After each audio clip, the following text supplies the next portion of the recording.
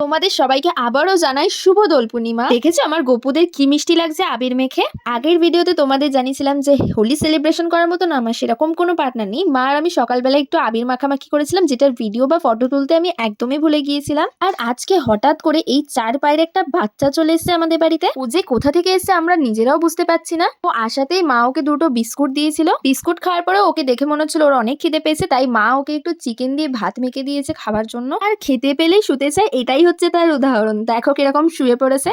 পরে ওনার শুরু হলো মাটি খোঁড়া মিশন। আর আমার তো মনে হচ্ছে আজকে বাড়ির সব মাটি ও একাই খুঁড়ে ফেলবে। আর ও যেখানেই যাচ্ছিল মশা ওর পেছন পেছন যাচ্ছিল, মশা ওকে কামড়ে কামড়ে পাগল করে দিচ্ছিল।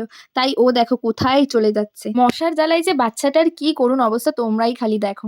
আমাদের বাড়ির মানিক একদমই সহ্য করে না কোনো বিড়াল বা কুকুর এই বাড়িতে ঢুকুক। প্রথমে তো মানিক ওকে দেখে খুব রাগ করছিল, তারপরে এখন ওরা বন্ধু বন্ধু হয়ে গেছে। তাই দুদিন হতে চলো ও আমাদের বাড়িতেই রয়ে গেছে। আচ্ছা তোমরা কমেন্টে বলো তো ওর কি নাম রাখা যায়। That's it for today's video.